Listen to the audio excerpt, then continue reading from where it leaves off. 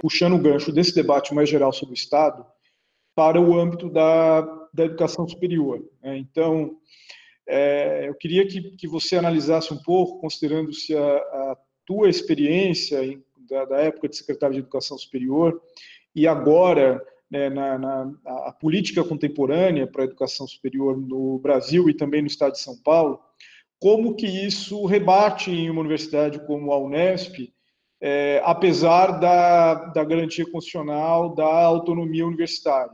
Esse é um ponto. Como que a universidade consegue navegar isso? E também gostaria que você explorasse um pouco, dentro desse debate, sobre o repensar o papel do Estado, das políticas públicas, dessa necessidade de renovação de discursos, de práticas, de defesa, ou de construção, de reconstrução do Estado social, né? O que podemos fazer, né, em linhas gerais, enquanto universidade, qual o papel que nos cabe na construção, na formulação de políticas públicas de alternativas, num contexto desfavorável, né, num contexto desfavorável em termos de hegemonia do poder do Estado. Bom, obrigada, Murilo. São questões realmente complexas. Vamos começar pela autonomia universitária. Eu vivi a autonomia universitária em diferentes perspectivas, né? Na USP, na Procuradoria, nos anos 90, a autonomia estava prevista na Constituição e acho que eu vivi o trabalho de construção da autonomia. E depois, quando eu passei pelo MEC, pela Secretaria de Educação Superior, eu tive bem presente o fato de que é muito diferente. A vivência que a gente tem no Estado de São Paulo da autonomia não tem paralelo com o que acontece no resto do Brasil. As universidades federais não têm autonomia orçamentária e a demanda é muito outra. Então, nesse sentido, o Brasil é muito heterogêneo. E o que a gente vive nos anos de 2016 para cá é uma perda daquela ideia de que o dispositivo constitucional era suficiente para legitimar a atuação da universidade. Eu acho que, de uma certa maneira, ele teve presente, com críticas e com idas e vindas, mas ele teve presente até 2016. Depois deixou de ser. Aliás, eu acho que a ordem jurídica tem sido importante para conter excesso, para conter arbitrariedades, mas eu acho que a gente vive um momento que é preciso renovar a legitimação disso. E ficou muito evidente o que aconteceu com e a capacidade que a Universidade no Estado de São Paulo, que as 3 universidades tiveram de fazer essa renovação quando aconteceu a CPI, né? Porque o que se desenhou no início do governo, no início da gestão Dória, era uma perspectiva muito difícil para as universidades, seria muito complicada. E eu acho que houve uma reversão daquele quadro. Inclusive, se desenhava a possibilidade de querer direcionar os recursos da FAPESP e coisas que não tinham sido experimentadas. Eu acho que a CPI teve esse efeito, primeiro de, entre aspas, abrir a caixa preta das universidades, ela foi aberta, as universidades tiveram a capacidade de aproveitar aquele momento para melhorar a sua comunicação, e não foi fácil, porque houve muitas agressões e muitas dificuldades, mas num conjunto da sociedade, acho que fica a importância da presença da universidade. Então, esse é um aspecto positivo, interessante, que houve essa renovação. Então, tem mais programa de extensão, a resposta agora na crise foi muito rápida, de colocar hospitais à disposição. Eu acho que são medidas necessárias no sentido de dizer a universidade é parte do problema e ela vai responder na medida do possível.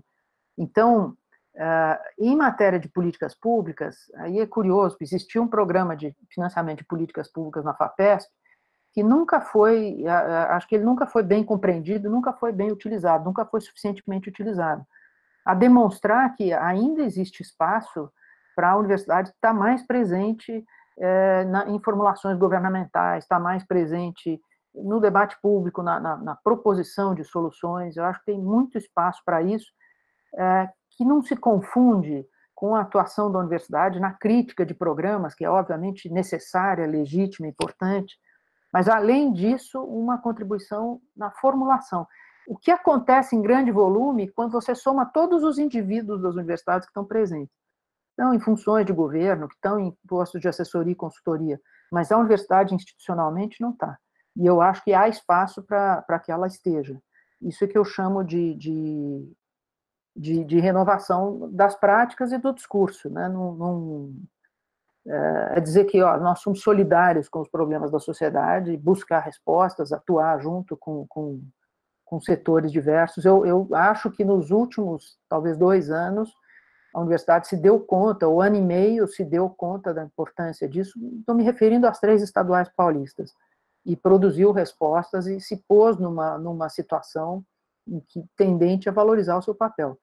Mas isso não prescinde, isso não dispensa. Eu acompanhei desde muito tempo, né, não só quando eu fui assessora jurídica da Agência USP de Inovação, mas toda a formulação do desenho das leis de inovação. E eu acompanhei, antes da existência da Lei de Inovação no Brasil, que a gente sabe é de 2004, até o período depois da reforma em 2013 ou 2014, a reforma da Lei de Inovação.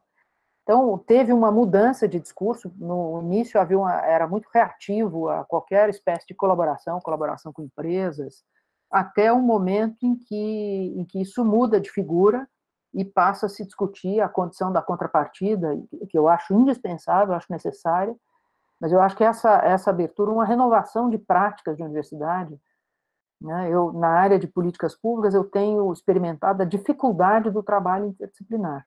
Ele é muito louvado, mas é muito mais retórica do que prática. Como é difícil estabelecer na universidade realmente trabalho de equipes oriundas de várias áreas. Isso é muito complicado, nós estamos muito longe disso. Então, eu acho que é preciso acelerar esses processos, apesar de eles serem difíceis, despertarem resistência, despertarem desconforto, mas eles devem ser impulsionados e valorizados, na minha opinião. Boa tarde a todos. A fala da professora Maria Paula, eu gostaria primeiro de elogiar e parabenizar por um momento assim, de reflexão muito importante para a gente. Deixa eu me apresentar primeiro. Eu sou Roberto, sou professor do curso de Administração aqui da Unesp de Jaboticabal, e este momento particular que a gente está vivendo aí com a chegada desse vírus, o aparecimento desse vírus, tem nos colocado numa situação bastante delicada de como a gente vai repensar o nosso trabalho numa situação absolutamente fora dos padrões que a gente está habituado. Isso tem me lembrado muito um conto do Edgar Allan Poe, O Diabo no Campanário. Para quem não conhece, se passa numa aldeia, num burgo holandês, que a vida da comunidade era toda regulada por um sino do campanário da igreja. E a cada badalada do sino, a sociedade se movimentava e fazia as coisas, até que um dia o sino começa a bater descontrolado, isso desorganiza completamente a sociedade e vai por um caminho de que ninguém sabe o que fazer. Eu acho que a gente está exatamente neste momento que nós temos um vírus, que é o próprio diabo do campanário, que está badalando o sino de forma diferente e a gente não sabe como agir. Por outro lado, a gente tem visto com muita frequência vários analistas dizendo o seguinte: olha, o mundo que vai aparecer depois dessa pandemia, a gente não sabe qual é, por uma série de motivos. E, por outro lado, assim, os embates que a gente está vendo entre os colegas aqui, vai entrar com disciplina remota, não vai entrar, ela está muito em cima de uma prática cotidiana que a gente sabe que é ministrar aula em sala de aula. Eu fico me perguntando se a gente não está olhando este momento que a gente está vivendo, e aí pegando emprestado aí uma fala do Domênico de Masi, o mundo desse século e desse momento que a gente está vivendo com referências teóricas do passado, que elas não vão dar conta da gente entender o que vem por aí, e se isso não ficar muito claro, dizer qual é o nosso papel enquanto academia, enquanto universidade, de repensar e apresentar um projeto de sociedade para o futuro. Quer dizer, qual é o nosso papel enquanto universidade aí, uma vez que a gente tem, parafraseando aí a ideia do sino que está batendo fora do compasso que a gente está habituado, quer dizer, qual é o nosso papel nesta reflexão?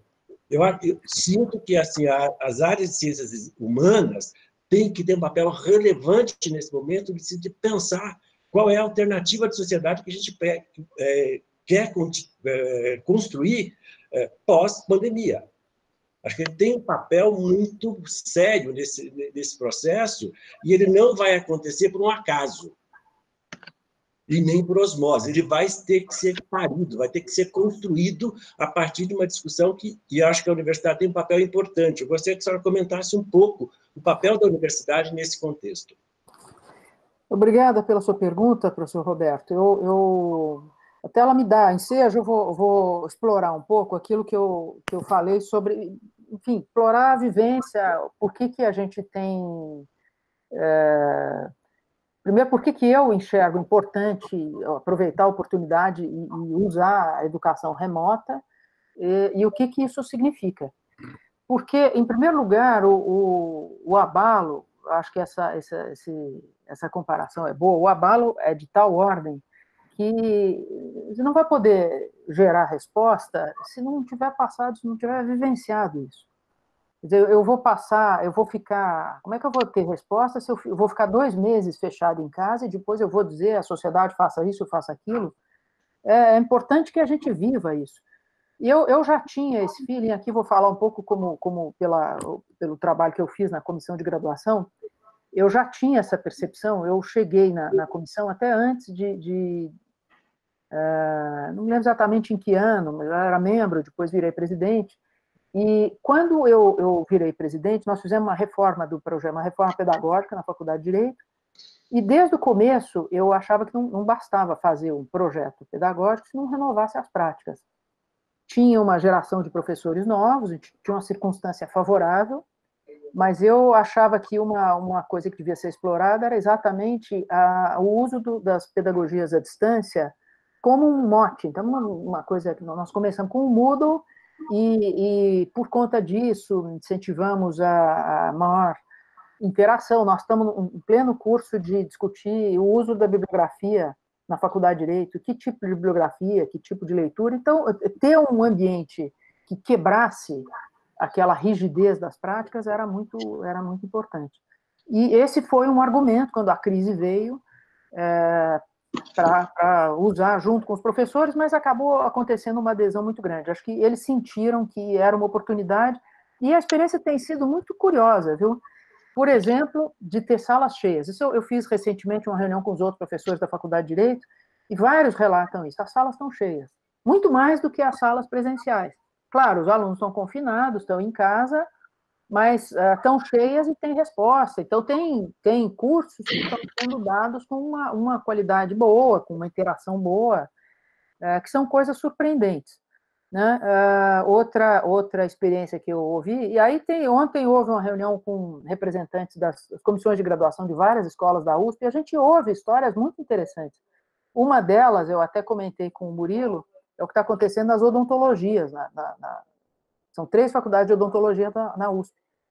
E eles fizeram muita discussão, muita reunião entre eles, e adotaram a prática de antecipar tudo que fosse matéria teórica.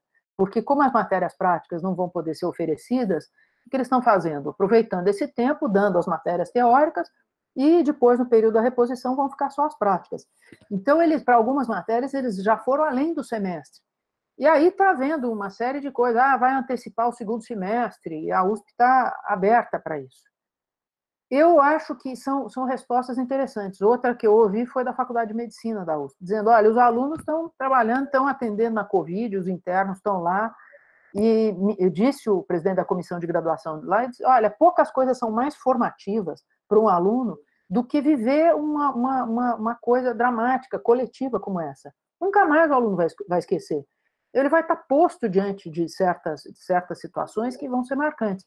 Eu acho que vale para nós, mesmo os que não estão no campo da medicina, quando a gente pensa no aspecto ético da formação, é isso, quer dizer, a sociedade inteira está vivendo um momento dramático, E nós precisamos, não apenas, não é só uma questão de estar presente, mas esses debates têm acontecido. As angústias, os alunos têm vindo, os colegas, os demais professores, é isso que vai forjar a nossa capacidade de reagir, de responder. É ter uma sensibilidade muito aguçada para o fato de que nós não podemos nos colocar como pessoas de fora, como externos. Nós temos que ser parte da vida desse drama, agravado por essa coisa. Nós não estamos vivendo só uma crise de saúde. Nós estamos vivendo uma crise econômica que vai ter repercussões sociais muito graves por conta do quadro de desigualdade no Brasil e uma crise política terrível. Então, eu acho que mais do que nunca nós temos que estar de prontidão, capazes de pensar, capazes de responder, capazes de fornecer subsídios. Eu até estou no grupo de pesquisa, o Murilo tem acompanhado. Nós nos organizamos agora para fazer publicações mais rápidas, matérias em publicações especializadas para abastecer, para esclarecer sobre determinados pontos. Eu acho que a sociedade carece. Eu acho que nós temos um momento, e a nossa resposta nesse momento agudo vai nos dar guias para a condição que nós vamos ter de ser parte da resposta mais abrangente de longo prazo. Porque ela será forjada no meio dessa crise, no meio dessa dificuldade. É mais uma sensação, uma percepção de que uma coisa pronta, acabada e madura, mas eu acho que é por aí que ela vai, professor. Boa tarde, professora Maria Paula. Primeiro, queria agradecer e parabenizar por sua palestra. Eu sou Héctor Saint-Pierre, professor da Unesp e coordenador executivo do Instituto de Políticas Públicas e Relações Internacionais da Unesp em São Paulo. Eu queria colocar uma impressão que eu tenho e por sua experiência de transitar em vários âmbitos, talvez me pudesse esclarecer un poco, que en alguna medida a universidade, somos servidores públicos, una universidad pública tiene una relación con lo público, no solo con lo público, sino con el propio Estado, es decir, no somos funcionarios de Estado. Mas ainda así, nuestro treinamento en políticas públicas es más crítico que propositivo. Entonces, por un lado, va una actitud por parte de la academia de tener cierta resistencia a se incluir en las políticas públicas desde el punto de vista de la formulación de las políticas públicas. Es decir, diferentemente de otros países, Estados Unidos mismo, que incorpora a la universidad prácticamente todos sus funcionarios, o funcionarios de gobierno, no de Estado, funcionarios de gobierno recolhidos de la universidad, nuestra estructura política tal vez más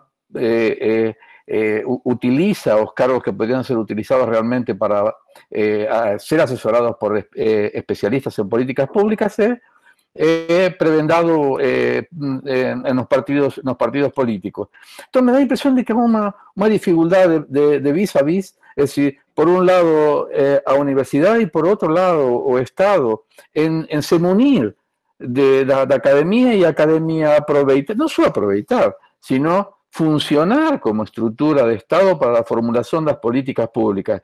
No apenas en casos dramáticos, cuando soa o campanario, como diría Roberto, o tomara que soe muchas veces, porque eso es importante para agitar a sociedad y agitar a academia, sino para prever con políticas públicas, porque esto era previsible. A ciencia vinha anunciando esto hace mucho tiempo, a posibilidad de una epidemia y una pandemia, no solo por este virus, sino por cualquier otro. Y el Estado no reage porque a preparación implica la posibilidad de no tener que usar esa estructura de políticas públicas y gastar un dinero que no sirvió para su reelección. Entonces, esa dificultad, por un lado académica y por otro lado política, ¿cómo señora ve que podría ser resolvido? ¿Cómo podríamos tender esas pontes entre academia y universidades? Normalmente, muito obrigado, professora. Olha, professor Héctor, eu é que agradeço, a sua pergunta é muito interessante e me dá a oportunidade de dialogar com alguém que tem aí a vivência e o estudo das políticas públicas, então eu espero não ter falado alguma bobagem e espero poder dar respostas aqui, poder dialogar à altura das suas provocações. Em relação à pandemia, eu quero lembrar o seguinte, o Brasil viveu, e eu estava no MEC quando isso aconteceu, nos anos 2000, dois riscos nós poderíamos estar vivendo essa pandemia muito antes. Houve a SARS em 2003 e depois a H1N1 em 2009. E eu estava no Ministério da Educação, e lá tem, na Secretaria de Educação Superior, tem um braço ligado à saúde. Inclusive, se comunica com o Ministério da Saúde, com a Secretaria de Formação de Pessoal em Saúde. Então, esse braço cuida dos hospitais universitários no Brasil, que é um sistema gigantesco. E eu acompanhei o trabalho que foi desenvolvido para a prevenção do H1N1. Isso que eu digo, é um trabalho de gente grande, é uma coisa muito respeitável, muito planejada, muito bem estruturada. Então, a pergunta é a seguinte, o Brasil teria condição de ter respondido a essa pandemia? Provavelmente.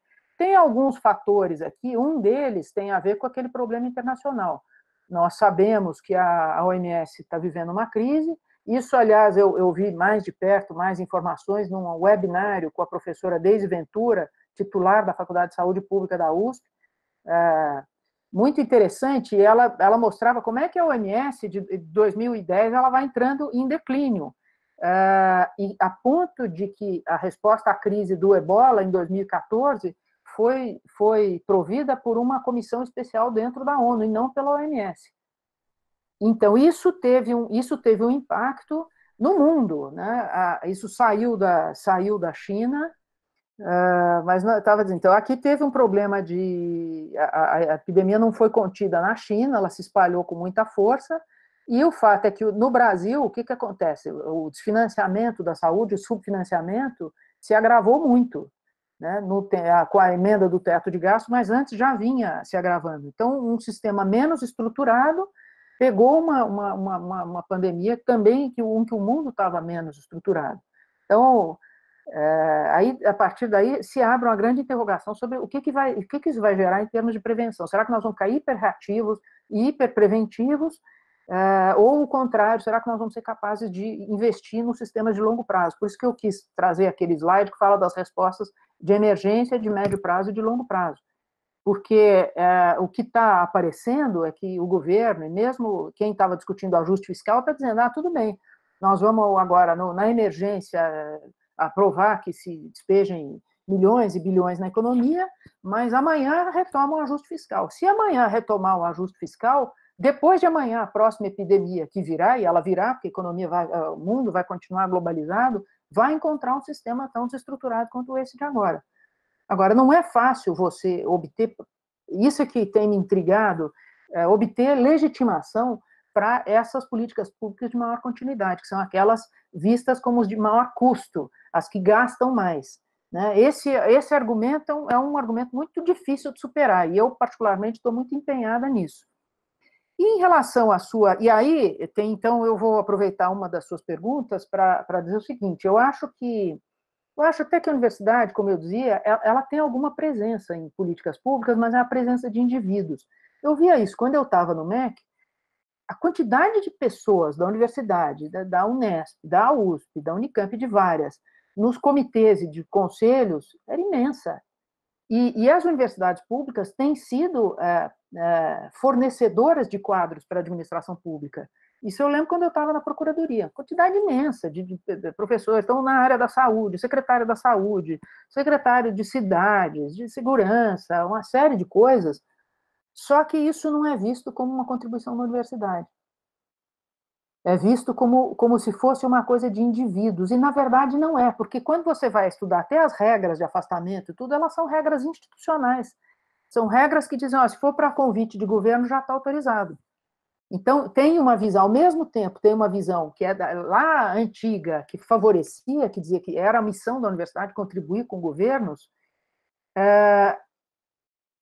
as instituições, e eu mesma, como pesquisadora de políticas públicas, tenho buscado pensar sobre isso, como é difícil essa contribuição entre instituições. Aí eu concordo integralmente. Mas essa barreira tem que ser superada, é uma questão de método, é uma questão aí seria uma explicação até muito longa, mas acho que vem dessa matriz da ciência política, que não quer ser normativa de nenhuma maneira, ela só quer ser crítica, que é uma coisa que o direito já não tem. O direito tem o mindset do direito é o oposto. O direito é prescritivo por natureza, ele tem muita dificuldade de ser crítico, às vezes a crítica é pouco sólida, mas eu acho que o programa, o trabalho interdisciplinar, ele tende a produzir uma evolução, e oxalá a crise seja um momento de acelerar essas coisas e mudar esse estado de coisas. É no mesmo sentido da questão de políticas públicas, de dizer, a proposta, né, foi bem exposta nos slides, no começo da apresentação, de diminuir o Estado, né, a universidade sofre também, porque ela também é Estado, né? E como é que podemos pensar uma certa oposição ou uma certa resistência a essa ideia de Estado mínimo, né? E, por consequência, a universidade sofrendo também com essa proposta de Estado mínimo neoliberal, da proposta neoliberal, mesmo que dentro desse governo bastante confuso aí, mas que isso está colocado aí, né? Então, todo esse discurso de desqualificação do servidor, de desqualificação da ciência, do conhecimento, da universidade, por mais que a pandemia tenha, de alguma forma, recolocado tudo isso como importante, né? Mas ainda temos discursos aí, como, por exemplo, o ministro das Relações Exteriores dizendo que a pandemia é uma criação de comunistas. Isso tem essa confusão, mas tem essa questão do Estado mínimo, né? E eu encarar a universidade não aquela que está aliada a potencializar políticas públicas, né, a dar um retorno nos projetos de extensão, nas pesquisas que têm impacto social, né? Então, não sei se ficou bem formulada a questão, mas era nesse sentido, pensar a questão do Estado mínimo e essa relação, né, que parece que vai asfixiando um pouco a universidade, porque vai tirando, né, verbas, bolsas, etc., né? Olha, não tem dúvida que esse talvez seja o principal dilema que a gente vive hoje. Existe uma coisa, tirando os aspectos bizarros desse governo, em relação aos quais é até difícil dialogar, né? Eu não sei o que dizer diante dessa manifestação desse ministro de Relações Exteriores. No comments, não tenho o que falar. Mas existe, eu acho que é uma coisa muito, muito intrigante, é que há um reconhecimento das políticas públicas, há um reconhecimento mesmo eu já vinha notando isso há algum tempo, e no discurso é como se tivesse havido uma dissociação entre os resultados das políticas públicas e a atuação do Estado, como se elas fossem algo separado do Estado. Então, no fim do ano, quando foram lançados aqueles pacotes de reforma do Estado, era o ajuste fiscal, a PEC emergencial, a redução dos salários e extinção dos municípios, houve uma série de artigos, e eu acho isso importante da gente entender, importante a universidade incidir sobre isso, porque não era o governo que estava falando, eram artigos de vozes da sociedade, alguns economistas conservadores, antigo presidente do Banco Central, e é um discurso mainstream, é um discurso majoritário, é um discurso que... E o que mais me preocupa é que é um discurso que não encontra quem o rebata, né? É um discurso de que as políticas públicas são boas, mas o Estado custa muito, que o Estado precisa ser enxugado para prestar melhores políticas públicas. Quem estuda políticas públicas sabe que isso é um contrassenso, porque para prestar melhores políticas públicas é preciso ter o Estado mais capacitado, desenvolver capacidades institucionais, desenvolver instrumentos de coordenação, desenvolver inteligência no setor público, desenvolver capacidade de processamento de dados, uma série de coisas. Tudo bem, existe aquela discussão sobre se é uma questão de gestão ou é uma questão de custos, que é uma questão meio básica, porque se precisa das duas, isso é sabido. Mas o que mais me chama a atenção é como não há defensores, não apenas do Estado, mas uma defesa um pouco mais elaborada, que seja capaz de se contrapor a essa narrativa anti-Estado. Como ganhou espaço a narrativa anti-Estado na sociedade, como ela se disseminou, como ela pauta tudo.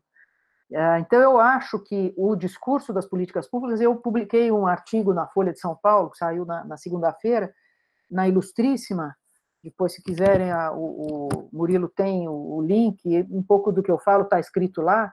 Eu acho que é um paradoxo das políticas públicas, porque elas valorizam muito, toda essa construção das políticas públicas valoriza muito aspectos de gestão. Ela, em geral, é verdade, o servidor público vive na defensiva, mas vamos pensar nisso. O tema das políticas públicas, a área das políticas públicas, é uma área que, primeiro, cresceu muito no Brasil, muito, a ponto de estar montando um campo, agora o chamado campo de públicas, e reviveu que é 20 anos atrás, mesmo quando eu estava no MEC, pouco mais de 10 anos atrás, a administração pública era francamente minoritária no Brasil, pouquíssimos cursos, pouca expressão. De 10 anos para cá, isso sofreu um boom, cresceu muito a área de políticas públicas, que não é só Estado, inclusive, ela diz respeito à participação da sociedade civil, das empresas no desenho de programas de interesse coletivo, na formulação de propostas governamentais e tal e tal. Mas, com isso, as políticas públicas, eu acho que elas se fecharam numa bolha que não se comunica com o mundo da política. E elas se protegeram, porque então elas discutem a gestão, elas discutem os resultados, as estratégias, o planejamento, uma série de coisas, mas de uma certa maneira afastadas da política. E a política cobra seu preço. Né? É uma das coisas que acontece no Brasil, acho que não há ninguém capaz de responder, mas entrou num colapso dos partidos, a oposição que desapareceu, como o sistema político está mudo, incapaz de dar respostas. E aí está se evidenciando o limite do trabalho de políticas públicas enquanto ele não incorporar também essa dimensão. Né? O que fez cada governo? Como é que se pode participar, ter presença no processo da disputa eleitoral? Obviamente, a universidade não vai ser um corpo eleitoral, mas como é que ela pode ter presença? Como é que ela pode abastecer o debate público também nesse momento? E sem ele não vai haver. Era uma coisa que o sistema jurídico achava que o sistema político podia funcionar de qualquer jeito, que os tribunais responderiam e garantiriam, e o Ministério Público garantiria, e nós estamos vendo que isso é possível dentro de um certo limite, né? Que se a sociedade não tiver presença, não explicitar suas escolhas, nós vamos estar numa condição muito difícil. E eu acho que a universidade tem responsabilidade por alertar para isso. Eu acho que há, em certos momentos, a universidade é um ambiente tão, para algumas coisas, tão bem resolvido nas suas práticas. Quer dizer, alguém pode ficar num tema, fechado nos seus seminários e passar uma vida acadêmica assim. Mas isso tem seus problemas, né? Eu acho que nós vamos ser defrontados com a necessidade de ter uma outra atitude agora que essa emergência política, enfim, ela está tomando uma dimensão muito séria. Agradecer a oportunidade de ter esse diálogo tão interessante e importante nesse momento. Eu agradeço também os slides, a parte histórica, né? Porque eu estava comentando com os colegas aqui ontem, comemorei 38 anos no Brasil, vindo dos Estados Unidos, e não deixei de ver na apresentação do plano do governo. Eu fiquei olhando, eu falei, nossa, isso me parece tão familiar. Parece que o pessoal não consegue achar uma coisa um pouco mais, como é que eu posso dizer, interessante para tentar reerguer o país. É impressionante mesmo, né? Mas, enfim. Eu concordo plenamente que esse é um momento que nós estamos tendo, um momento inédito, um momento onde a gente pode e deve repensar uma série de coisas e tentar alterar nosso modo de pensar e de agir. Embora eu sou um pouco cética, eu penso que o ser humano tende a buscar o que é familiar e às vezes até essa busca de voltar ao comércio, por mais insano que é o ser humano tentando achar algum chão para suas ações, alguma coisa que é familiar, né? Mas nós temos que realmente lutar contra essa busca de de buscar essa busca do zona de conforto, realmente, né, eu penso que é nosso papel de evitar isso. E aí, nesse sentido, para ver até onde a gente pode repensar nosso modo de agir em relação à avaliação. E aí eu penso não somente na avaliação, que a gente está conversando muito sobre essa questão de ter as aulas online, né? E a gente esbarra um pouquinho nessa questão. Então, eu acho muito rico, eu acho maravilhoso isso mesmo. Vamos ter mais adesão até, e podemos até estimular o interesse dos alunos, mas nós esbarramos sempre nessa questão de que a gente vai ter que dar nota e presença. E como é que nós vamos conseguir, ao um lado, a gente não ter o professor que vai falar assim, eu mandei um e-mail e agora está dado aula, ou aquele que realmente vai estimular a sua turma para buscar uma coisa mais importante. Então, essa é uma coisa mais local. E aí a questão do ranking da universidade, que é sempre, parece que é a nossa meta. Vamos mudar o ranking da universidade para outro. Mas eu estou achando que esse ranking vai ter que ser repensado, mas então a questão nós temos a capacidade de fazer isso. Acho que tanto repensar a avaliação de alunos como repensar os rankings da universidade no mundo. Então, não sei se joguei uma coisa muito difícil no colo, talvez, mas é só da gente pensar um pouquinho para ajudar. Olha, muito obrigada, professora. Parabéns pelos seus 38 anos de Brasil. Né? Obrigada. Isso vai a favor de nós também, ter sabido acolher uma professora e mantê-la aqui. Alguma coisa de bom esse país deve ter, né? Obrigada. Que bom tê-la aqui esse tempo. Bom, eu acho isso, que o momento de fato é inédito, e você pode ver, né, tem muita gente que vê isso, a crise como oportunidade. Eu acho que embora os cenários possam ser, para algumas coisas, pessimistas, eu acho que tem um aspecto de oportunidade aqui, e a universidade está numa condição muito privilegiada de viver esse momento, muito privilegiada, porque ela tem condição de recuperar experiências históricas, ela tem condição de fazer esses paralelos, ela tem condição de antecipar as possibilidades. Então, é um momento em que, se a universidade desertar, nós estamos perdidos. Quem tem que estar na linha de frente é quem está pensando, é quem está lendo e interpretando. Então, é um exercício, acho que está posto para todos nós. Então, começando pelas suas observações finais, eu acho que o que eu tenho visto, não apenas na Faculdade de Direito, mas eu faço referência a essa reunião de que eu participei ontem, que tinham presidentes das comissões de graduação de todas as faculdades da USP.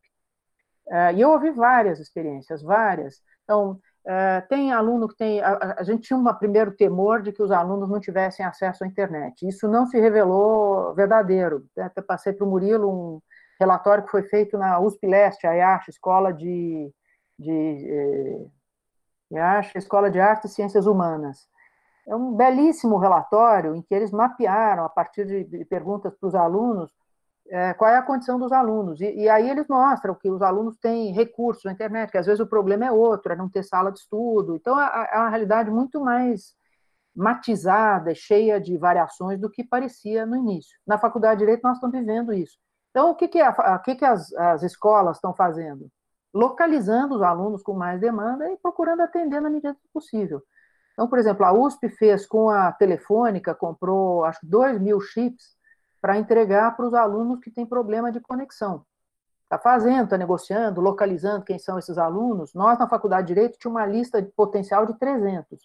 Para ter uma ideia, dos 300, 20 responderam que eles precisavam dos chips. Os outros não. Alguns têm outros problemas, alguns não têm computador, tem só celular. Então, a faculdade está lá se movimentando, vai ver se arruma computador, se empresta, se aluga. Outro tem problema de sala. Então, soluções variadas estão sendo encontradas. E eu acho que esse aspecto é muito, muito interessante, porque é o aspecto da solidariedade, não é essa solidariedade marqueteira, é uma solidariedade verdadeira. A gente já estava vivendo na universidade com o problema das doenças psicológicas, psíquicas, então uma verdadeira epidemia. Então tem havido atenção para isso, grupos que atendem.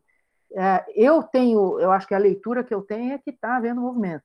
Por exemplo, ontem uma escola que não tinha, no começo, usado as tecnologias à distância, ela disse o seguinte, eu vi a movimentação na USP e, conversando com os meus colegas, nós resolvemos que nós também vamos usar na medida do possível. Não vamos usar para disciplinas práticas, mas vamos usar para as outras. Então, está havendo muita experiência, muita disposição. E, em relação a esse problema da avaliação, eu até, na Faculdade de Direito, a maneira como eu introduzi o assunto foi pelo uso da plataforma Moodle, que a gente vinha, todo ano tem lá um momento de oficinas e tal, e eu disse, vamos fazer aqui, vai ser uma grande oficina Moodle, fizemos troca de experiências entre os docentes, porque tem várias possibilidades de fazer pela plataforma. Eu mesma, para te dar um exemplo bem prosaico assim, uso, por exemplo, eu já vim usando para substituir a frequência. Eu dou aula para turmas muito grandes, e a frequência era muito fraudada, aquela lista de frequência é a fraude. Eu falei, puxa, eu não posso, eu dou aula no primeiro ano, a primeira lição que eu estou dando para o meu aluno é que fraude, cometa a fraude que a faculdade fecha os olhos e faz de conta que isso não acontece. Então, para responder a isso, eu já estava usando, eu fazia testes na plataforma Moodle toda a aula, depois da aula vinha, então, testes simples que o aluno que tivesse acompanhado seria capaz de responder. Quem faz isso são os monitores, que são meus alunos de pós-graduação. Então, era uma experiência. O aluno de pós aprende porque ele monta o teste, o outro aprende porque ele é obrigado a fazer uma leitura, eu testei uma metodologia nova, propus isso para outros colegas, alguns adotaram. Então, tem aí, nós estamos trocando coisas. Para avaliação, nós vamos ter que usar um sistema mais próximo daquelas provas com consulta, que era, você já sabe que o aluno vai fazer. Então, faça uma prova com consulta, porque é assim, e ele entrega no Moodle. Enfim, tem coisas em grupos, se as turmas são menores, isso é uma experiência que eu tenho tido com uma disciplina que tem menos alunos, existe condição de fazer trabalho em grupo, dá para fazer reuniões virtuais. Então, tem havido muita experiência, a partir daí alguma coisa vai ficar, outra coisa vai nos dar a oportunidade de pensar né, para frente, o que se aproveita e o que não se aproveita. Em relação a que, bom, esse problema é mundial, esse movimento é mundial, tem um material que houve o MIT promoveu um discurso, uma reunião, um encontro, e tem até algumas diretrizes, acho que eu também passei isso para o Murilo, ele pode compartilhar, se você tiver interesse, em que eles se reuniram e estabeleceram lá algumas práticas, por exemplo, dar menos conteúdo, por exemplo, privilegiar atividades assíncronas, tem várias coisas que foram pensadas aí para esse momento. Então, certamente, isso vai afetar os rankings, mas eu acho que tem havido, eu acho que o momento é tão único, que eu acho que mais importante é, por exemplo, a corrida no mundo pela busca de remédios e vacinas. Eu acho que também o sistema de pesquisa ele está sendo apresentado a uma outra realidade. Eu acho que há cooperação verdadeira, essa corrida, então cada lugar do mundo está testando uma terapia, está testando uma vacina, está havendo uma troca, as publicações de artigos, mesmo eu que sou leiga nessa matéria, estou vendo, a Lancet publicou não sei o quê, no outro dia a revista assim, então está havendo uma participação, uma colaboração, que acho que vai até tender, nesse momento, a colocar a competição em outros termos. Eu acho que tem um aspecto de cooperação que é genuíno e que é próprio daquilo que é do coração da vida universitária. Então, a gente deve estar olhando com orgulho e com carinho, como é que a gente pode ser parte desse movimento, que é um movimento que está valorizando o que a universidade tem. Por último, em relação ao comércio, o problema do ser humano abraçar o que é mais familiar. Eu daria uma resposta um pouco diferente, eu vejo aí um problema de política pública. O isolamento não é uma coisa natural. Ele impõe um sacrifício, ele é oneroso, né, para muita gente ele tem a dificuldade da remuneração. Então, ele é uma política que, para dar certo, precisa de uma coordenação governamental muito grande. Eu vejo a saída do ministro Mandetta como um retrocesso muito grande nesse sentido. Não tenho nenhuma razão para ser favorável a ele, não conhecia nem nada, mas eu acho que ele estava desempenhando um papel que era um papel de coordenação, naquele momento necessário. No momento em que ele sai, e eu fico espantada com o que houve no governo de São Paulo, porque o governo de São Paulo, até a semana passada, dava entrevista todo dia e falava do isolamento, importância do isolamento. Hoje eu leio no jornal porque ele já mudou de ideia. Por quê? Porque está havendo uma pressão imensa. Que pressão é essa? Essa pressão é do empresariado, ou dos... E aí eu acho que tem um lado muito, muito ruim no Brasil, muito perigoso, que é aceitar que quando o presidente fala vão morrer alguns, primeiro não vão morrer alguns, vão morrer muitos. Então, a gente tem ouvido no discurso público uma coisa como se isso fosse aceitável. E pior, está muito claro quem são os que vão morrer. Pode ser que morra alguém das classes altas, mas na hora que o mapa for feito, a diferença vai estar estampada na cara de quem quiser ver. Então, pode ser que isso passe por um fato de que tem uma tolerância, uma permissão. Vão morrer os pobres, vão morrer os moradores das periferias, vamos abrir o comércio. Então, eu acho que não é o ser humano, não acho que é um problema governamental e um problema muito sério, um problema de essa indignação tem que chegar ao governo, ela tem essa rejeição dessa possibilidade, nós temos que fazer chegar ao governo. Muito bem, professora Maria Paula Dall'Aria, obrigado pela oportunidade de estar contigo, de ouvir suas palavras e dialogar conosco sobre políticas públicas. Eu sou o professor Nelson Russo, eu sou professor de Sociologia e Filosofia da Unesp Tupã, bem aqui no alto do oeste, no alto da Alta Paulista, digamos assim. Veja, eu costumo dizer para os meus alunos de graduação e também para os alunos do grupo de pesquisa, eu sou líder aqui do GEDEGS, Grupo de Estudos em Democracia e Gestão Social, eu costumo dizer que problemas simples já se foram, agora os problemas, a ordem é a ordem de problemas complexos que exigem de nós um alto nível de versagem, de busca por novos olhares, busca do entendimento e da compreensão da interdisciplinariedade e olhares, inclusive, do ponto de vista de governo, do ponto de vista de governo enquanto Estado, né, perdão, e do ponto de vista da população, do cidadão. Isso é muito complexo. Concordo com o professor Hector e faço coro à sua fala. Em termos de políticas públicas, nós somos mais críticos do que atuantes. E a minha provocação vem sobre a extensão universitária. Nós vivemos um momento muito complicado para a sociedade planetária e para a sociedade brasileira em específico, e a situação vai piorar um pouco, talvez bastante, antes da gente retomar as nossas ferramentas de trabalho de uma maneira efetiva, antes da gente voltar às universidades. Seria o momento pós-pandemia da universidade, eu sei que tudo são construções possíveis, né?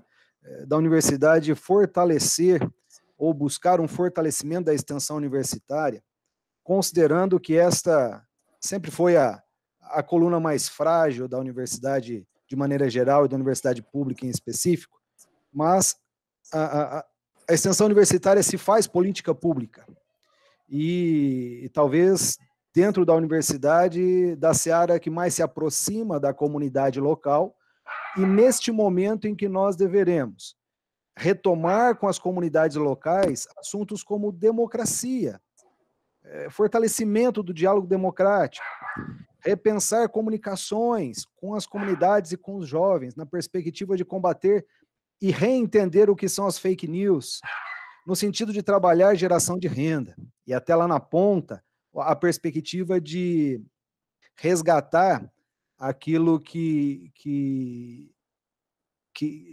é chamado de resgate da microsolidariedade, né? Penso isso e falo sobre a extensão universitária na perspectiva de ter conhecido diversos modelos nacionais.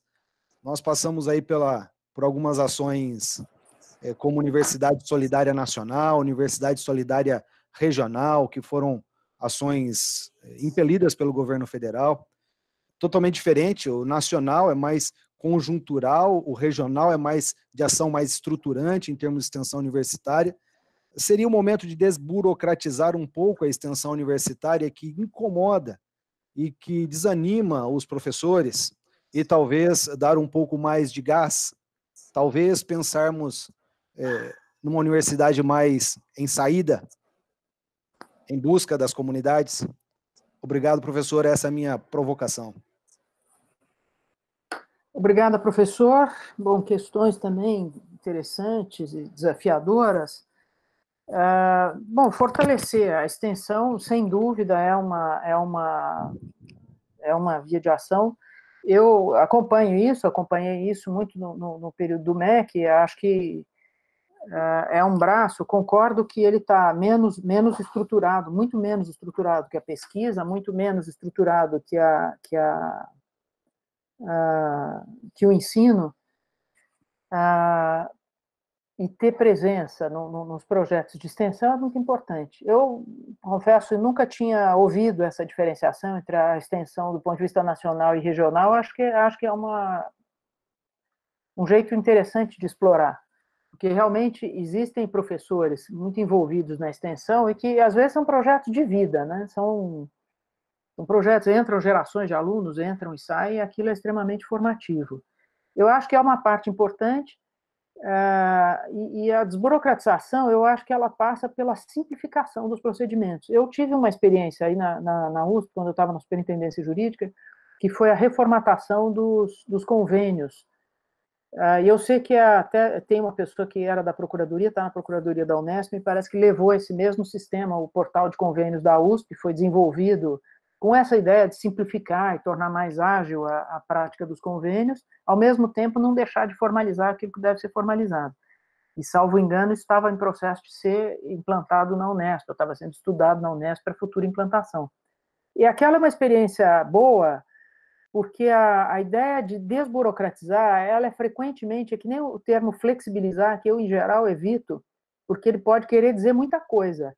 E eu acho que é um bom exemplo de dizer, olha, se é uma atividade que tem que ser regrada, precisamos pactuar as regras, porque a gente, para certas coisas, acha que as regras são feitas ou no jurídico, ou não sei onde, e acaba fazendo ou coisa sem regra. Um dos problemas importantes na relação com as empresas é que exatamente em nome, isso houve no passado, no passado, como a universidade estava recebendo recursos e não estava pagando, existia uma mentalidade de que, bom, não, tudo bem, ela recebe recurso e faz, e não importa, ela está recebendo, ela não deve criar tanta dificuldade.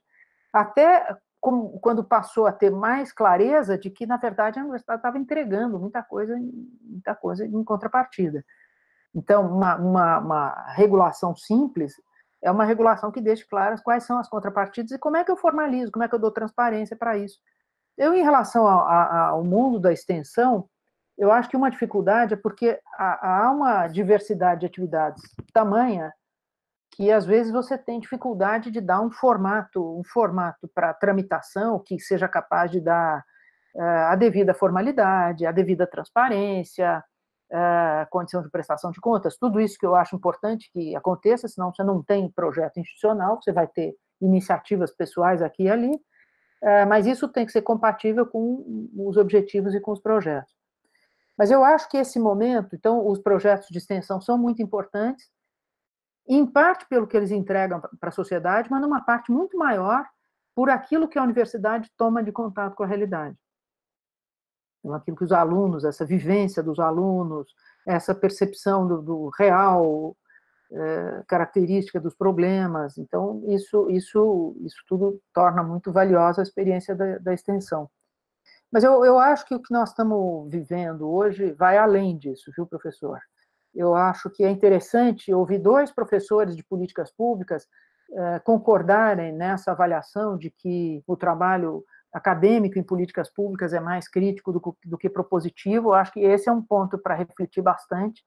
Eu tenho feito reflexões de método, e, aliás, vocês têm na Unesp, a professora de quem eu leio, cujos textos eu tenho lido, que é a Ana Cláudia Capella, que debate muito a questão do método em políticas públicas. Eu acho que essa é uma questão metodológica. E tem a ver com... existe uma espécie de conforto na academia, todo mundo se posta na mesma posição. Então, todo mundo lê os mesmos autores, tem ali um universo de autores americanos, por exemplo, que são lidos, e uma rejeição. Eu não vou fazer uma proposta propositiva, porque alguém vai achar que eu estou com uma atitude normativa, e isso vai desqualificar o meu trabalho. Então, há muito temor. Aí, nesse sentido, a universidade ela precisa romper esse convite à acomodação que ela proporciona. Eu até me considero numa posição melhor para falar isso, porque como eu venho da área do direito e políticas públicas é uma área nova, eu tive que começar e eu fui propondo as coisas e estou avançando. Tem pouca gente para me criticar, porque eu estou, de uma certa maneira, desbravando uma área. Mas eu tenho buscado fazer diálogo com professores de outras áreas, e eu posso dizer que é preciso investir muito trabalho, que a atitude imediata é uma atitude de distância, uma atitude de estranhamento.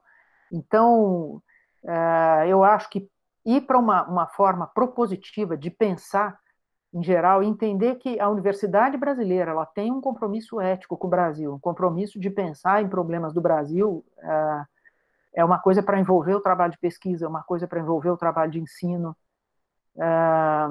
Eu vejo, por exemplo, só para terminar, nós estamos então nesse processo de revisão da seleção de bibliografia que os professores fazem para as suas disciplinas na Faculdade de Direito. Em nome do apelo à internacionalização, a gente, com muita frequência, tem mais familiaridade com professores estrangeiros, bibliografia estrangeira, do que com a bibliografia nacional, como se ela não fizesse parte do nosso trabalho. E também aqui eu tenho conforto para dizer, porque eu tenho uma disciplina chamada Teoria do Estado Brasileiro, é uma disciplina que eu criei, eu parti de uma disciplina que um professor tinha criado, que era a formação das instituições políticas brasileiras, depois expandi e dobrei, ela hoje cobre toda a história do Brasil. É uma disciplina que olha para o Brasil, para os autores do Brasil, para os problemas do Brasil, e ela é curioso, devia ter 10 disciplinas com esse perfil, e não tem. Não tem, ela acaba ficando um pouco isolada assim, nessa tarefa. Então, eu acho que existe também por aí uma avenida para a gente trabalhar. Quem sabe essa crise surge como pretexto e oportunidade. Sim, bom, eu queria, na verdade, solicitar um comentário aí da Maria Paula para algo que muitos daqui já conhecem, né, um projeto que eu tenho defendido, e dialogando com algo que você sempre coloca, que é a importância da institucionalização, né, da criação de arranjos jurídicos institucionais para dar estabilidade para os projetos, de forma que não dependam da vontade de um ator ou outro que ocupa uma função de gestão, seja em um departamento, uma universidade universitária ou na reitoria, para tratar do nosso caso. E um outro tema que a gente tem trabalhado, que eu dou experimentalismo na construção desses arranjos. Né? E a proposta que eu tenho defendido, muitos aqui já acompanham, já falei sobre isso no fórum de diretores, no conselho universitário, é que a Unesp deveria instituir 2 estruturas institucionais para interação com a sociedade, com o poder público no âmbito das políticas públicas. Uma para discutir macropolíticas públicas, reunindo expertises espalhadas por todas as unidades, ou no IPPRI, ou no IPPRI turbinado, né, um instituto de altos estudos, para promover esses debates internos com gente de fora, em interlocução com a sociedade. E um outro seria intercalar 2 redes, né? A rede de saberes que a universidade tem e a rede geográfica da Unesp, que está espalhada aí pelo estado todo. Né? O pessoal sempre usa uma figura que, se traçarmos um raio de 100 quilômetros a Unesp no estado de São Paulo inteiro, para que ela seja um agente mais relevante, né? Não que não tenha importância hoje, de qualificação da gestão pública, seja por meio de cursos de consultoria, de apoio, de extensão, e também de promoção do desenvolvimento regional. Não que isso não ocorra, mas isso hoje depende muito da ação individual de um docente, de um departamento, de um grupo, e não há uma estrutura institucional voltada para isso. Então, eu tenho defendido essa agenda, que até pelo perfil de ser uma universidade espalhada por todo o interior de São Paulo, a Unesp poderia desenvolver isso de uma forma mais articulada e sistemática, e havendo dentro da estrutura da instituição um arranjo institucional específico para tocar uma política universitária dessa natureza. Olha, eu acho a proposta excepcional, acho muito interessante por várias razões.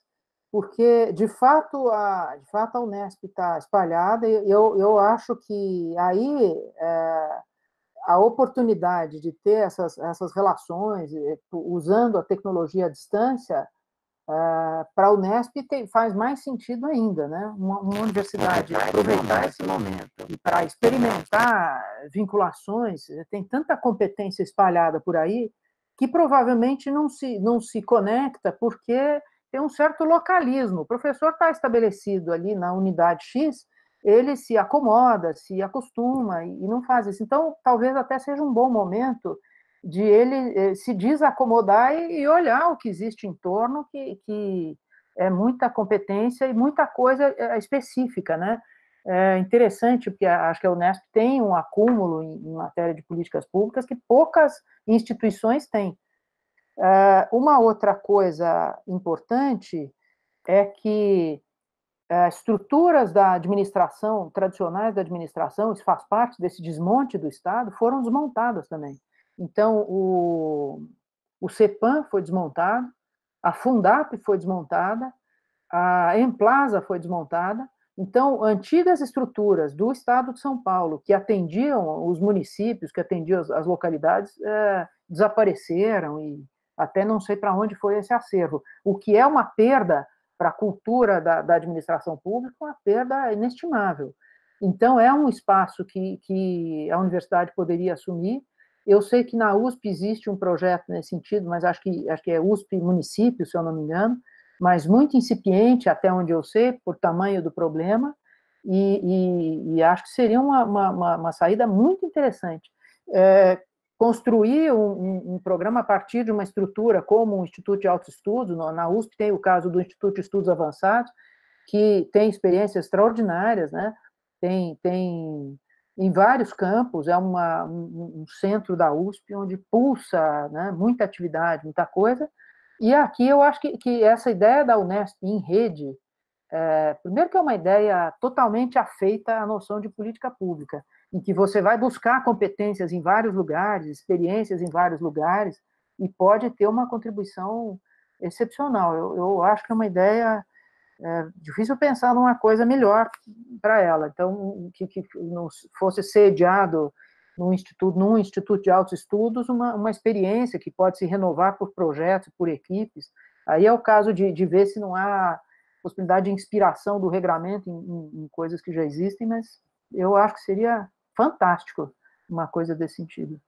Quero agradecer à professora, eu acho que para mim está sendo um momento importante, nesse momento em que a gente está se debatendo, né, e buscando construir propostas alternativas a esse momento que estamos vivendo agora, e particularmente a esse momento dentro da universidade. Eu acho que a fala da professora Maria Paula, ela me suscita muitos questionamentos, me suscita uma vontade de aprofundar e de discutir, né, e aprofundar esse debate. E eu queria pontuar algumas coisas com muita humildade aqui diante aí de todo o conhecimento que ela tem, enfim, né? Então, acho que, primeiro, eu penso que, de fato, o momento agora é da gente tentar construir possibilidades, não só para o momento atual, mas possibilidades para o depois, né? Eu penso que a professora Maria Paula, ela, né, coloca que não sabemos o que é que a gente vai ter, né, depois disso, se a gente vai ter, né, uma sociedade mais solidária, uma sociedade mais inclusiva, ou se a gente vai ter, então, né, o aprofundamento ainda maior, né, de um país desigual, de um país de excluídos, enfim, né? E eu concordo com a senhora que talvez, né, essa segunda alternativa, infelizmente, seja a que já está no horizonte, mesmo porque não seria uma mudança de rumo, né? A mudança de rumo seria a gente pensar em outras saídas que não aquelas que a gente já conhece, né? Mas a crise que o país já vinha vivendo, né? A pandemia, na verdade, ela veio só acirrá-la, né? E eu diria, ela veio dar o nome para a crise, né? Na verdade, ela já estava aí. Mas eu fico pensando que esse momento agora quando a gente pensa, bom, o que a universidade pode propor, né? Qual é o papel, qual é o lugar da universidade? E eu temo que, às vezes, a gente vai de um lugar ao outro de forma muito rápida, né? Ou a gente vai do lugar, né, das chamadas práticas pedagógicas antigas, né, já conservadoras, até a uma prática inteiramente nova, né, num âmbito, num patamar que a maioria de nós nem conhece, né? Eu acho que, mesmo nós professores que vêm da área das humanas, a gente tem uma dificuldade imensa de lidar com estas novas tecnologias, né? E é claro que também na Unesp a gente tem um grupo de alunos, se não a maioria, mas a gente tem um grupo importante de alunos que não tem acesso, né, a essa tecnologia e não está acostumado com ela. É claro que, se eu olho para os meus alunos, todos eles têm um celular, todos eles entram na internet, todos eles, né, têm aí esses, né, enfim, mas até que ponto eles conseguiriam entrar nessas, né, nessas plataformas, enfim. Mas a outra coisa que eu fico pensando é assim, se a gente olhar as novas tecnologias, a forma da gente se apropriar de forma plena e total, é a gente ter dentro do país também, não é? Uma ciência que já esteja suficientemente desenvolvida, né, capaz de fazer frente a essas ciências que estão vindo, que vêm de fora, né? O que às vezes eu sinto e percebo é que a gente, uma boa parte dessas tecnologias, a gente está importando, né? Então, de fato, o domínio pleno e total dela, a senhora não acha que, né, eu diria, uma parte, né, inclusive da intelectualidade brasileira, de fato domina, de fato tem condições. Não acho que isso seja, vamos dizer assim, a justificativa para a gente não debater isso, não aprofundar, não buscar alternativa. Não acho. Acho que a gente tem que, sim, buscar alternativa e construir possibilidades, né? Então, eu acho que, assim, o professor, né, que estava trazendo a questão, né, da extensão, eu faço extensão desde que entrei na Unesp, né? Estive no grupo da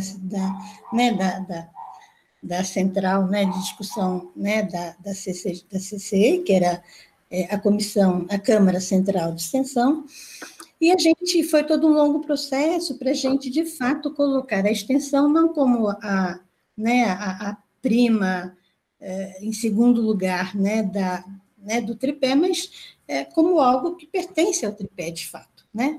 E a grande questão que a gente se debatia era com as várias concepções de extensão, né, que você tinha várias formas de olhar e de pensar a extensão. Mas eu concordo que, se a gente, nesse debate que a gente está pensando, bom, qual é o lugar da universidade, o papel da universidade, eu penso que a gente tem que dar um destaque, de fato, na extensão, a senhora não acha? Mesmo porque é aquilo que a senhora acabou de dizer agora há pouco, né, que a extensão ela é o espaço propício, não só, né, para aquilo que o Murilo chama de troca de saberes, em que a universidade coloca o seu saber a serviço, né, da comunidade, da sociedade, mas também da gente aprender, né, da sociedade, dos movimentos sociais, da população. Também, eu acho que coisas que a universidade pode também aprender e contribuir. Eu penso que é muito legal e acho que vai ser muito bom a gente continuar nesse debate, que acho que hoje a senhora traz essa discussão e a gente, né, acho que podemos, em outros momentos também, continuar nos apropriando da sua experiência, né, daquilo que a senhora já construiu ao longo da sua vida, que é também a questão da gente pensar, bom, como é que nós podemos utilizar, então, dentro da sala de aula, essas várias tecnologias? Eu acho que é possível a gente pensar e construir esse caminho, sim. A questão de usar totalmente as ferramentas para o ensino à distância, eu tenho minhas dúvidas. Sejam elas do ponto de vista pedagógico, sejam elas do ponto de vista da objetividade, concretude, das condições materiais, tanto de professores e alunos, mas também com aquilo que a professora se perguntava com relação às avaliações, né? Então, como como a gente, né, vai construir espaços? Porque, né, acho que por tudo aquilo, eu pessoalmente não acho que seja uma saída, né? Acho que, e aí, quando no governo Lula se ampliou e se aprofundou o ensino EAD, eu sou assistente social, né, fui formada, e a minha Associação Nacional, né, de Escolas e Pesquisadores de Serviço Social, participamos de vários encontros, né, com o MEC naquele momento, pontuando algumas questões que a gente entendia que eram complicadas num país desigual, num país em que, né, uma boa parte da população, né, não tem nem onde morar e nem onde comer. E foi muito difícil esse diálogo, porque isso não chegava. Né, o importante era garantir, né, a implantação, né, do sistema e do processo.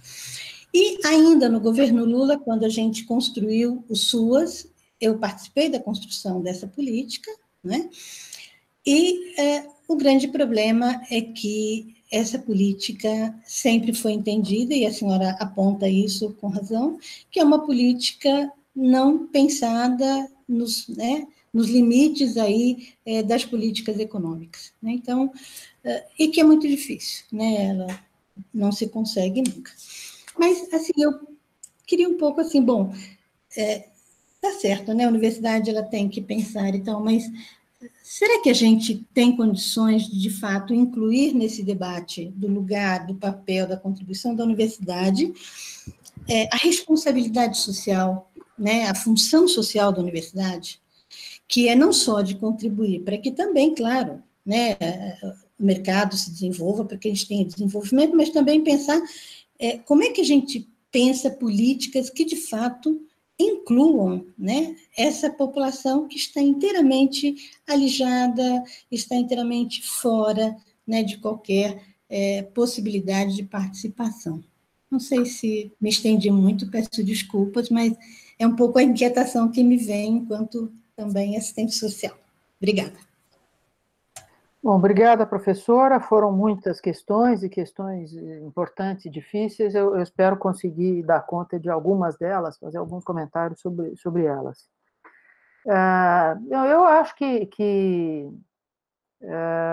deixa eu ver por onde que eu vou começar. Vamos começar pelas tecnologias, pela prática nova, e vamos começar pelo começo, eu acho. O problema de resistir a tecnologias porque elas são importadas, eu acho que, enfim, acho difícil isso, porque a gente usa tecnologias importadas e maneiras de pensar importadas em não sei quantos campos, né? Eu acabava de dizer isso, às vezes, na própria estudo de políticas públicas, a gente tem muito mais, aliás, tem coisas importantes que não estão traduzidas, e a gente, com muita tranquilidade, entra na matéria estrangeira, tem um modo de pensar de fora e a gente resiste menos do que no caso da tecnologia. Claro que a gente tem que ter um uso crítico, a gente tem que ter um uso crítico em relação a dados e tudo isso, mas eu insisto na minha visão, e mais eu tenho conversado, mais eu tenho ouvido, eu acho que essas questões todas não deveriam ser empecilhos a gente experimentar o que a crise nos traz de oportunidade. Como eu disse, o que eu tenho ouvido de outros colegas e tal é que essas restrições de acesso, elas, à medida que a gente tem relatórios, né, os alunos da Faculdade de Direito fizeram uma enquete, é o caso, talvez, das unidades da Unesp fazerem uma enquete com seus alunos, o que tem aparecido é que a limitação era menor do que se diz. E aí há uma adequação,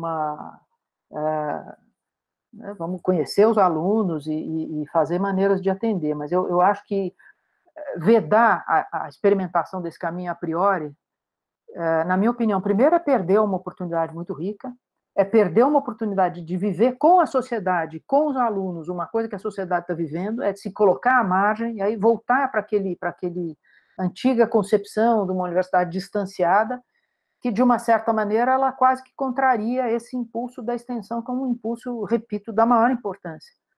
Então, se a extensão é um impulso de aproximação com a sociedade, como é que, nesse momento que a sociedade está vivendo essa crise dramática, a universidade se isola, porque tem razões, e tudo bem, eu respeito as razões, mas por que ela não se ombreia com a sociedade e diz, eu vou experimentar, vamos experimentar juntos, vamos passar juntos por esse desafio.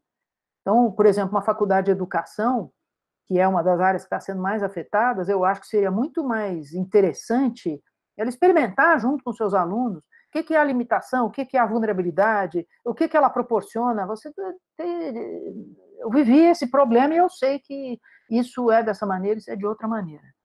Então, eu continuo achando que no meio de todas as dificuldades, dos senões que eu acho que devem ser pesados, é preferível eu errar pela presença aqui nesse caso do que acabar criando uma ausência depois difícil de superar. Depois, eu fiz uma anotação aqui. A outra coisa é que algumas coisas vão ficar no processo pedagógico. Tem algumas melhorias que são incrementais. E sabe uma coisa interessante que vários colegas relataram? É como os alunos são participativos. Eles sabem que, para o uso das tecnologias, às vezes eles têm muito mais domínio do que os professores. Por exemplo, eu fiz uma bobagem aqui no começo, que eu fui mudar para a tela e sair da reunião. Eu já fiz isso com os alunos várias vezes. Eles me ensinaram qual era o erro que eu estava cometendo. E aquilo é engraçado, porque aquilo aquece o ambiente. O aluno sentir que ele pode ajudar o professor. Outra coisa, esse uso do chat. Eu dou aula para turmas imensas. A turma do primeiro ano tem mais de 100 alunos. Eles não se atrevem a fazer pergunta, têm medo. No chat, eles estão muito mais desembaraçados. Uma outra coisa que é também uma experiência de ouvir relato de professor. A gente falava muito em avaliação continuada. Na Faculdade de Direito é extremamente tradicional na maneira de ensinar, na maneira de cobrar. Fazia aqueles exames, e são os exames que são feitos há 80 anos da mesma maneira. Agora é o momento em que a avaliação continuada passou a ser valorizada. O aluno fazer coisas ao longo do semestre menores, entrega de um trabalho, entrega de um fichamento, isso vai pontuando e o aluno vai construindo a sua avaliação ao longo do percurso. É uma coisa que os pedagogos recomendam há muito tempo. Como é que você vai criar sensibilidade para professores para o uso dessa ferramenta? E vários deles, isso é outra coisa que me surpreendeu. Às vezes, professores antigos, professores até mais idosos, acharam, lá na Faculdade de Direito, a gente usa muito os monitores, os alunos de pós-graduação participam do programa PAI. E os monitores se dispuseram, ajudaram, os alunos de graduação. Tem havido um ambiente realmente de cooperação nesse ponto. Então, é por isso que eu acho que é uma pena perder essa oportunidade. Eu vejo como uma oportunidade de experimentar formas de convivência, experimentar várias coisas. Né? Todo mundo sabe que isso é experimental, todo mundo sabe que não é o ideal, todo mundo sabe que tem problemas, limitações, mas ainda assim tem saído experiências positivas aqui e eu acho que elas têm compensado o que poderia haver de negativo. Em relação à coisa do MEC, uso do EAD, aí não sei, ali tinha né, naquele período do MEC, era uma coisa muito nova, é muito diferente do que está sendo feito aqui, que são meras aulas remotas. Então, eu acho que insisto naquela resposta. E, por fim, eu vejo que, como eu disse no início, a questão do Estado social, o Estado liberal, eu acho que tem muitos fatores que nos inclinam a uma solução mais negativa do que positiva, mas eu acho que existe muito espaço, tem muita coisa em disputa, tem muita coisa em questão, e eu temo que a gente assuma uma certa capitulação. Às vezes eu acho que a gente pode cair nesse risco e dizer que, bom, não tem espaço e que é tudo tão determinado que não vale a pena a gente se colocar. E eu não vejo dessa maneira. Aliás, eu tenho visto pelas reações, o tipo de debate público que está acontecendo, eu acho que tem havido muita mobilização, muita contribuição dos intelectuais, e por que não? Por que nós, da universidade, não poderíamos ousar nesse sentido e prestar essa colaboração e ajudar a empurrar num momento em que as coisas não estão dadas. Não estão dadas. Eu vejo esse espaço, essa possibilidade de atuação e acredito e provavelmente vou trabalhar nesse sentido Assim como eu acho que eu vejo que tem muitos colegas que estão enxergando da mesma maneira. Então, espero que a gente possa fazer, né, ter uma contribuição e possa ter um resultado, acredito nisso. Professor, eu gostaria de saber a sua opinião com relação à reforma da tributária que já estava sendo discutida desde o ano passado com relação ao Estado de São Paulo. Eu tenho bastante preocupação com relação a isso, porque já havia rumores que isso impactaria fortemente as universidades estaduais paulistas. Com relação a esse vírus, isso é uma preocupação ainda maior. Então, eu queria saber se a senhora teria alguma informação mais precisa nisso, porque sem autonomia financeira, realmente a autonomia universitária se perde também. E aí não dá nem para discutir política pública, nem na sua criação e muito menos na sua implementação. Então, eu gostaria de saber um pouco da sua opinião com relação à reforma tributária do Estado. Obrigada. Olha, obrigada pela sua pergunta, professora. O que eu tenho de conhecimento, tenho algum conhecimento da proposta de reforma tributária. Eu sou amiga dos professores que estão lá da GV, do CECIF. Eu acho que é um grupo muito sério, que trabalhou durante, não apenas esses professores, né, o Bernard Api, o Eurico Diniz de Santi, mas eles levaram gente muito boa do governo. Tem uma pessoa que é pouco associada à reforma tributária, que é o Nelson Machado, que é uma das melhores cabeças desse país em matéria de gestão pública. Foi a pessoa que resolveu as filas do INSS, para você ter uma ideia. Ele está lá no CECIF. Então, essa reforma ela foi muito pensada, muito amadurecida, muito estudada, e passou por uma discussão, ali é um case para estudo de políticas públicas, passou por uma rodada de negociações, eles estavam naquela altura já negociando com secretários de Fazenda, então eu acho que, num certo sentido, é uma pena ter se perdido, porque certamente nesse caos que nós mergulhamos, dificilmente vai sair a reforma tributária. A reforma tributária, ela é muito importante porque um dos aspectos da desigualdade do Brasil é a regressividade tributária. E a reforma, os estudos desse grupo do CECIF tocaram em várias coisas. Então, ali se falava em renda emergencial, por exemplo, para idosos, ali se falava... O problema da regressividade, eu sugiro que você entre lá no site deles, CECIF e tal, isso está contemplado de imediato. E eu acho que o procedimento que eles estabeleceram de discussão e de negociação é um procedimento eles não jogaram nenhum problema para baixo do tapete. Qual é o problema das universidades estaduais paulistas? É que elas estão, o financiamento delas, diferentemente do da FAPESP, que leva em conta toda a base tributária, o das universidades estaduais paulistas é específico do ICMS. Mas me parece que, havendo consciência desse problema, ele poderia ser resolvido. Porque o instrumento da autonomia é um instrumento muito frágil, é um decreto que reserva uma parcela do ICMS. Se a gente está pensando numa negociação de alto nível, na base da confiança, com os estados, com os municípios, por que não poderia acontecer uma negociação com as universidades estaduais? A notícia que eu tinha é que ela já estava iniciada para equacionar esse problema.